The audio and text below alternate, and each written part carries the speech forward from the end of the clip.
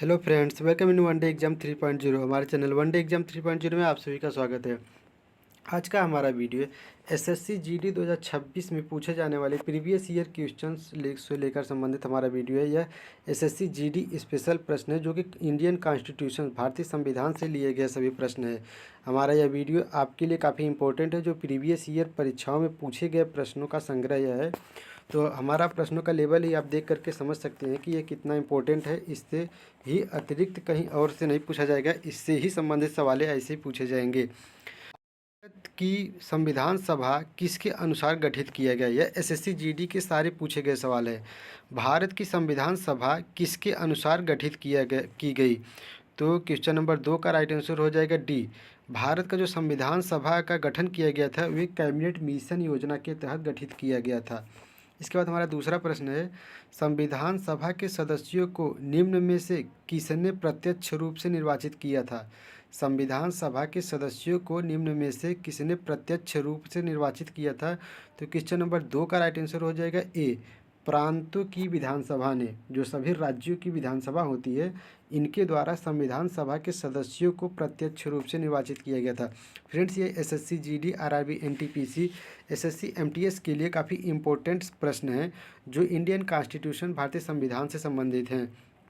इसके बाद हमारा तीसरा प्रश्न है, संविधान सभा की प्रथम बैठक कब हुई थी? जो संविधान सभा थी इसकी प्रथम बैठक कब हुई थी? तो क्वेश्चन नंबर 3 का राइट आंसर हो जाएगा बी। 9 दिसंबर 1946 को संविधान सभा की प्रथम बैठक की गई थी। इसके बाद हमारा चौथा प्रश्न है, संविधान सभा के उद्घाटन अधिवेशन की अध्यक्षता किसने किया था? फ्रेंड्स, यह एसएससी एमटीएस का इम्पोर्टेंट प्रश्न है और एसएससी जीडी का। संविधान सभा के उद्घाटन अधिवेशन की अध्यक्षता किसने किया था? तो क्वेश्चन नंबर 4 का राइट आंसर हो जाएगा सी, सच्चिदानंद सिन्हा। सच्चिदानंद सिन्हा के द्वारा संविधान सभा के उद्घाटन अधिवेशन की अध्यक्षता किया गया था। इसके बाद हमारा पाँचवा प्रश्न है, संविधान सभा के स्थायी अध्यक्ष कौन थे? फ्रेंड्स, हमारा पाँचवा प्रश्न है, संविधान सभा के स्थायी अध्यक्ष कौन थे? तो क्वेश्चन नंबर 5 का राइट आंसर हो जाएगा सी। संविधान सभा का जो स्थायी अध्यक्ष थे वो डॉक्टर राजेंद्र प्रसाद थे। यह प्रश्न हमारा काफ़ी इंपॉर्टेंट प्रश्न है। यह आरआरबी ग्रुप डी में पूछा जाने वाला प्रश्न है। कई बार आरआरबी ग्रुप डी में पूछा गया प्रश्न है। इसके बाद हमारा छठा प्रश्न है, भारतीय संविधान सभा की प्रारूप समिति के अध्यक्ष थे, मतलब भारतीय संविधान सभा के प्रारूप समिति या ड्राफ्टिंग कमेटी के अध्यक्ष कौन थे? तो बी आर अम्बेडकर, भीमराव अम्बेडकर प्रारूप समिति या ड्राफ्टिंग कमेटी के अध्यक्ष थे। तो फ्रेंड्स, यह प्रश्न RRB group D, SSC GD, MTS और आरआरबी एनटीपीसी के लिए काफ़ी इंपॉर्टेंट रहने वाला है। फ्रेंड्स, हमारे प्रश्नों का लेवल देख करके आप समझ सकते हैं कि किस तरीके का प्रश्नों का संग्रह मैं लेकर के आया हुआ हूँ। तो हमारा अगर प्रश्न अच्छा लगे तो अगली वीडियो के लिए आप हमारे चैनल वन डे एग्जाम 3.0 को सब्सक्राइब और लाइक ज़रूर करें। इसके बाद हमारा सातवां प्रश्न है, संविधान सभा के संवैधानिक सलाहकार किसे नियुक्त किया गया था? संविधान सभा की जो संवैधानिक सलाहकार था वो किसे नियुक्त किया गया था? तो क्वेश्चन नंबर 7 का राइट आंसर हो जाएगा B, doctor B N Rao. Doctor B N Rao को संविधान सभा का संवैधानिक सलाहकार नियुक्त किया गया था। इसके बाद हमारा जो आठवां प्रश्न है, संविधान सभा में उद्देश्य प्रस्ताव किसने प्रस्तुत किया था? यह काफ़ी इंपॉर्टेंट प्रश्न है फ्रेंड्स। संविधान सभा में उद्देश्य प्रस्ताव किसने प्रस्तुत किया था? तो क्वेश्चन नंबर 8 का राइट आंसर हो जाएगा डी, जवाहरलाल नेहरू। जो संविधान सभा का उद्देश्य प्रस्ताव था इसे जवाहरलाल नेहरू के द्वारा प्रस्तुत किया गया था। इसके बाद हमारा जो 9वां प्रश्न है, संविधान सभा ने अंतिम रूप से संविधान को कब पारित किया था? यह काफ़ी इम्पोर्टेंट प्रश्न है फ्रेंड्स। संविधान सभा ने अंतिम रूप से संविधान को कब पारित किया गया था? तो क्वेश्चन नंबर 9 का राइट आंसर हो जाएगा सी, 26 नवंबर 1949 को संविधान सभा ने संविधान को अंतिम रूप से पारित किया था। संविधान को अंतिम रूप से पारित कर दिया था। इसके बाद हमारा 10वां प्रश्न जो है, भारतीय संविधान किस दिन पूर्ण रूप से लागू हुआ था? जो भारत का संविधान है वह किस दिन पूर्ण रूप से लागू हुआ था? तो क्वेश्चन नंबर 10 का राइट आंसर हो जाएगा सी, 26 जनवरी 1950। 26 जनवरी 1950 को हमारा जो भारत का संविधान था यह पूर्ण रूप से पूरे देश में लागू किया गया था। इसके बाद हमारा 11वां प्रश्न है, भारत गणतंत्र कब बना? मतलब भारत जो है यह गणतंत्र राष्ट्र कब बना था? तो क्वेश्चन नंबर 11 का राइट आंसर हो जाएगा डी, 26 जनवरी 1950। जिस दिन संविधान पूरी तरह से लागू हुआ था उसी दिन भारत गणतंत्र राष्ट्र बन गया था। इसके बाद हमारा 12वां प्रश्न है, भारत एक गणतंत्र राष्ट्र है, इसका अर्थ है। फ्रेंड्स, इसमें रास्ता लिख दिया गया है, इसमें गलत है, ये राष्ट्र है। भारत एक गणतंत्र राष्ट्र है, इसका अर्थ क्या है? तो क्वेश्चन नंबर 12 का राइट आंसर हो जाएगा सी, भारत में वंशानुगत शासन नहीं है।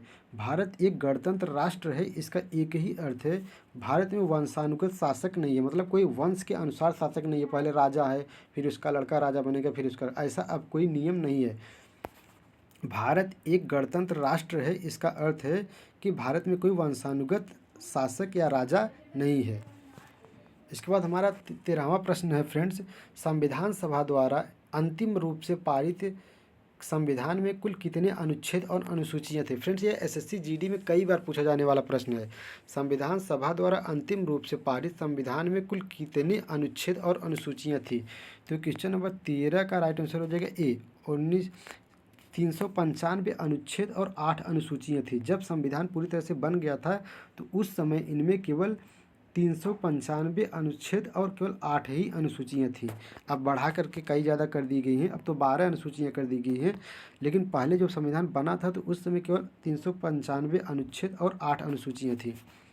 इसके बाद फ्रेंड्स 14वां हमारा प्रश्न है, भारतीय संविधान के किस भाग को उसकी आत्मा की संज्ञा दी गई है?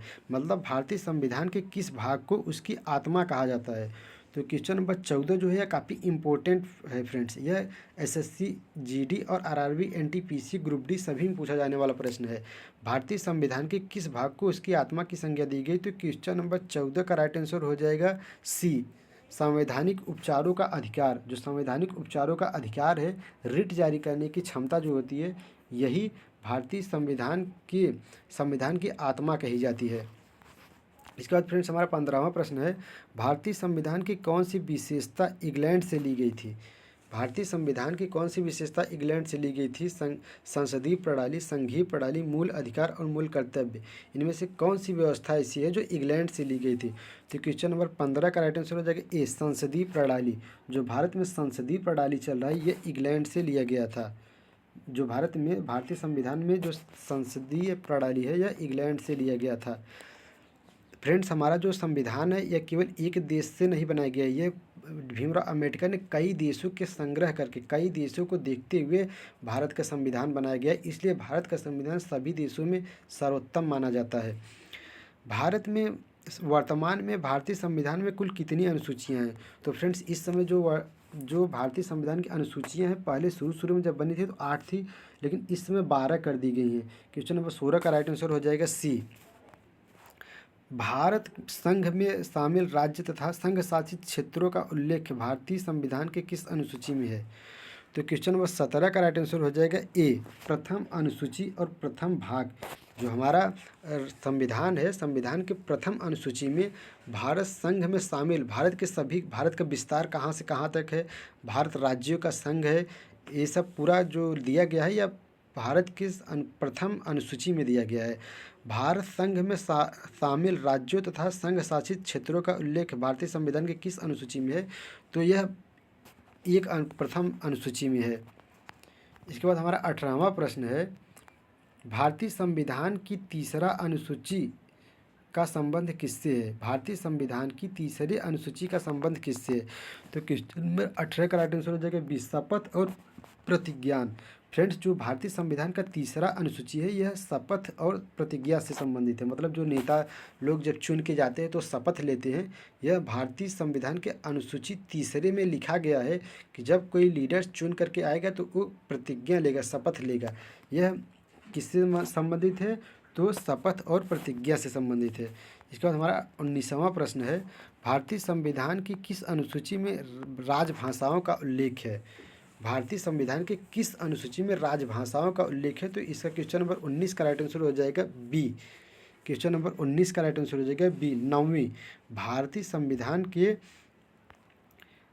संविधान के 9वीं अनुसूची। फ्रेंड्स, हमारा इसमें थोड़ा हमें 10वां लग रहा है, ये क्लियर नहीं हूँ मैं फ्रेंड्स, इसके बारे में हम पूरी तरह से जवाब नहीं दे सकता।